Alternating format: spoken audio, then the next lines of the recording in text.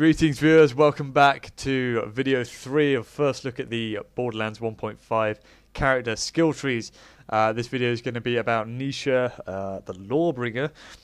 And let's get right into it. The action skill, Showdown. Press action skill to activate Showdown, causing you to automatically aim at enemies and gain increased gun damage, fire rate, reload speed, accuracy and bullet speed for all gun types. Holding left trigger and flicking R in a direction allows you to quickly cycle to another target. So it's kind of like auto aim. Snipers and rocket launchers do not receive that bonus. I was going to say if that's rocket launchers as well, that's going to be pretty crazy. Duration 6 seconds, so it's quite short. Cooldown 16 seconds, which is also quite short. Gun damage 42%, fire rate 25%, reload speed 125%. That's pretty nuts. Bullet speed plus 50%. So that's looking fairly powerful already. It's hindered only by a short duration. Let's move to the left tree, Law and Order. Law increases your shield capacity and melee damage. It doesn't seem like a melee character to me, so I'm probably thinking that's a bit of a wasted skill. Order, every time you take 15% of your maximum health and damage, you gain a stack of Order. Based on the number of Order stacks, you have a chance to instantly heal double the damage taken. Order stacks are quickly lost when outside of combat. Heal chance plus 1.2% per order stack, maximum stacks 10. So the maximum you could get is 12% chance to heal, and for that you would have to lose 150% of your health bar, obviously over a certain amount of time. I'm not really liking either of these so much. I'll probably take Order over Law. A bit of a gambling man. I quite like the chance of that instant heal, and I'm not really digging extra melee damage. Extra shield capacity possibly useful, but I'm probably preferring Order over Law. The third degree, when Showdown ends or upon killing an enemy, you gain increased damage with your next melee attack. It's interesting that there's so many melee things here. This effect can stack up to 5 times. Melee damage plus 20% per stack. So that's up to 100% melee damage upon killing an enemy. So kill 5 enemies, get 100% melee damage with your next attack. So it doesn't carry on until your stacks are over. It is just with that one next attack. So again, not really liking that skill. Rough Rider, Slam Augment. Your slam attacks damage is increased by 25%. Slam is like the big ground pound move you can do when you go up in the air, then you come down and punch the ground. 25% extra damage. Dealing damage with Slam grants you 2 order stacks per enemy damaged. Okay. This skill also increases your order stack cap by 5. So now I can get up to 15 stacks. And I can build them without taking 50% maximum health damage. Instead, I can get them by dealing damage with a ground pound. So I'm quite liking that. Rough Rider plus Order so far. Wanted, when an enemy would cause you to gain an Order stack, he gains a Wanted stack. Damaging that target consumes all Wanted stacks and deals bonus damage. The maximum number of Wanted stacks is 5, and enemies still gain Wanted stacks even if you are at your maximum Order stacks. I'm not really liking that. Damage level 1, that's arbitrary units as well, so I'm not even sure how much damage that would do until I would use it. Not a massive fan of that, but I probably like it a little more than the third degree. So these 3 out of 5, but really only Order and Rough Rider so far. Discipline, upon reaching 10 Order stacks, your shields are restored to full. Also, while at 10 or more Order stacks, you gain improved melee damage, gun damage, and shield recharge delay. Okay, so definitely Order over Law here, because that is very, very powerful. Also raises your order stack cap by 5, so we're now up to 20 stacks. And this is obviously a stack tree, but each skill gives you more stacks for your maximum. And this one will be adding melee damage and gun damage and shield recharge delay. So I'm very much liking Discipline. So Order, Rough Rider, Discipline. Due process, after hitting an enemy with a melee attack, you increase gun damage with all gun types for a few seconds, plus 5%. Up to 25% of that's a 5-point skill. I don't really think that's worth it at this point in the skill tree, especially given your action skill is kind of an auto aim. I'm not going to stop to melee someone to get extra gun damage. I guess you could melee someone then go into action skill, a few seconds. I don't know, possibly. If you want to max out this tree, it might be useful, but I'm not particularly keen on it. Blood of the Guilty. When you or an ally kills an enemy, you gain a stack of order. Oh wow. Okay, so I can get a stack of order just from killing an enemy now, and from a teammate killing an enemy. So when anybody kills anybody with this skill active, you'll start gaining order stacks. Increases your stat cap again by 5, so up to 25 now. And gain 5% of your health.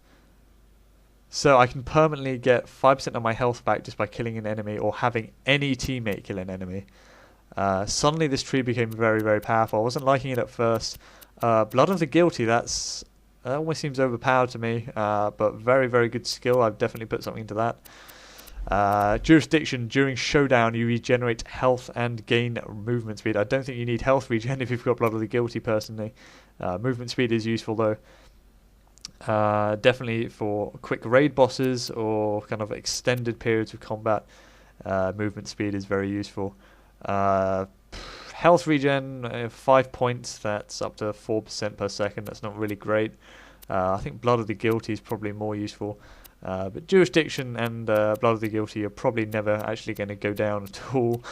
No pain, no gain. Gain increased gun damage with all of your gun types based on how low your health currently is. The lower your health, the greater the gun damage. So that's very similar to a Salvador skill, whose name I cannot remember.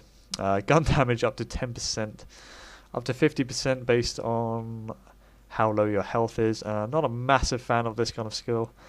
Raring to go, especially if you're going to be getting health back quite a lot anyway. If you wanted to get maximum value out of this, you would have to forego these probably. So I'm not really particularly enamored with that. Raring to go.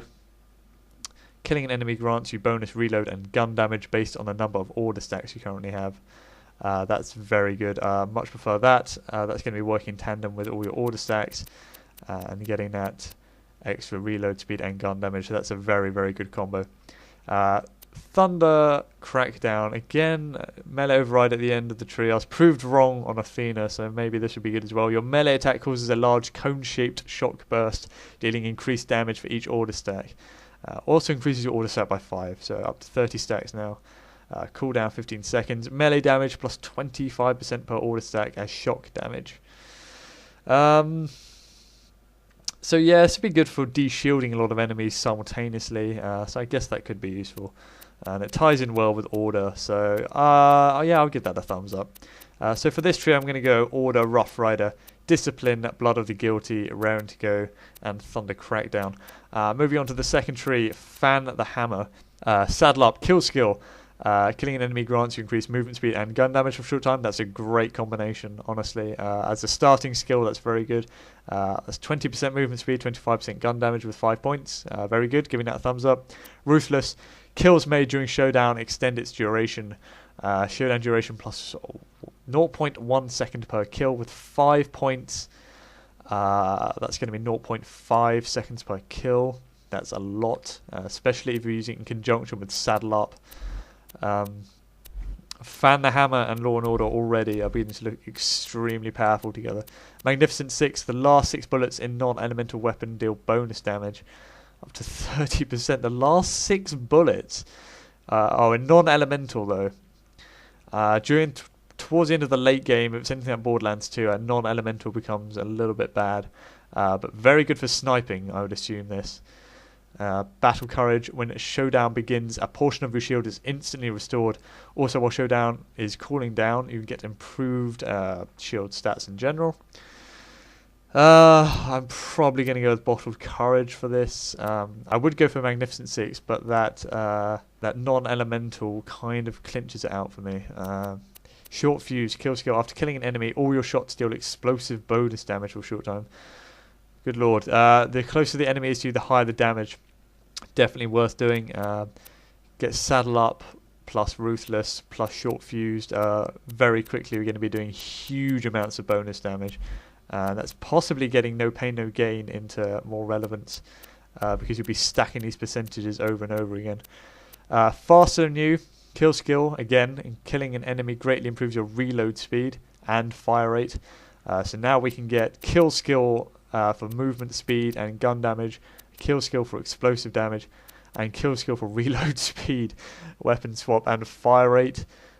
Pickpocket, your melee attack steals up to 6 bullets from an enemy and instantly loads them into your current gun's magazine. There's a cooldown for this skill, does not work with rocket launcher ammo. Not particularly liking that. I don't know what the cooldown is. I think it's a little bit too situational. I don't like the idea of this character as a melee class, honestly. Gunslinger, when showdown begins and ends, a portion of your gun is instantly reloaded. To me, that's a lot better than Pickpocket. Hell's coming with me. After reloading or reaching the maximum clip via Pickpocket, for a short duration, your gun has a chance to fire twice. Okay, so that works quite well with Pickpocket, but I'm still preferring Gunslinger. Depends on what this is. You gain a bonus to gun damage the longer you're in showdown.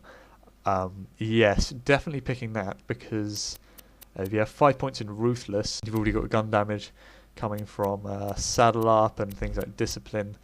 You're going to be building a lot of momentum. This is going to be a very kind of out of control. This is becoming almost like Salvador, kind of just building damage, and the more damage you do, the more damage you create. Plus 3% per second. If you're gaining a second for every 2 kills, again, this is going to be a very good character to play if you're playing on your own. Looks like she's going to build a lot of momentum and kind of get very powerful very quickly. One for each of you. When using a pistol, you get an exact copy of that gun in your offhand, or using iron sights, you shoot with your main hand only. Okay, so you can go down sight for extra accuracy, but it will only be with one.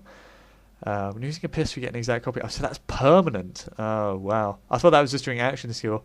But being able to dual wield permanently with pistols, I mean, it's an exact copy, but if you find one powerful pistol, you're dual wielding permanently, and you mix in your action skill and all of these skills, you're going to be like a permanent Salvador with auto aim.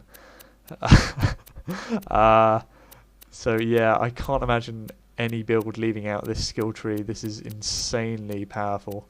This is looking like a kind of solo raid boss character, if I'm honest already. That might sound premature, but if you can, by the looks of it, she is going to be dealing huge amounts of damage. The Riflewoman Snapshot. When firing from the hip, you gain dramatically increased accuracy and recoil reduction. Not overly useful. These aren't skills you particularly notice, in my opinion. Bonafide Grit. Kill skill. Killing an enemy grants you bonus critical hit damage and health regen. I'm definitely going to go for that. Critical hit damage is very useful. If you've got this kind of auto-aim ability going on as well, that's going to tie in very nicely. Quick shot after reloading. For a short duration, you gain increased gun damage and fire rate when shooting from the hip. That's going to tie in very well with one for each of you, because you're going to be firing them from the hip as standard. So you're now going to have a copy of whatever your favourite pistol is, and then you're going to get increased gun damage with it after reloading. Increased gun damage and fire rate after reloading, plus all of these. My god, this is looking to be a very, very powerful character. Unchained. Shooting an enemy grants you increased fire rate with all gun types. For shooting an enemy, a stack of Unchained can only be gained once per second. All stacks are lost if you don't shoot an enemy for 10 seconds. Max stack's 21. It's up to 21% just from shooting enemies. Again, this is a kind of momentum-based skill, which is tying in very nicely with Fan the Hammer. Fistful of Bullets increases your magazine size with all gun types by 3. That's not great. That's kind of like a... it's kind of something it's kind of forcing you to put points into just to get to the next part of the skill tree. I don't really like that so much. Crack Shot. The first shot fired from a fully loaded magazine deals bonus damage. So that's like a reverse money shot, except only up to 50% by the looks of it. If you kill an enemy with this shot, they explode. Okay, dealing damage to all nearby enemies. A lot of exploding skills with each of the characters. Impatience. Killing an enemy grants you a stack of Impatience, increasing your reload speed by 20%. Oh my god, for each stack. All stacks are lost after reloading. So she just has endless skills for extra gun damage, reload speed, movement speed. This tree is more stack based, but she's looking to be absolutely out of control at the moment. Hot Lead. Your critical hits with non-elemental guns deal additional incendiary damage with a high chance of igniting enemies. That's nuts. So that's basically adding incendiary damage to non-elemental weapons. If Showdown is automatically a critical hit, You can mix hot lead with the Magnificent Six, which I thought was a useless skill. But if you mix that in with hot lead and you start hitting critical hits, you're going to be dealing crazy amounts of critical hit damage. Those two together are going to be very, very useful. There's going to be some really powerful combinations people are going to come up with this, especially when the level cap increase comes in. Trick shot, your bullets that hit walls or other objects have a chance to ricochet off toward a nearby enemy. Ricochet damage minus 20%.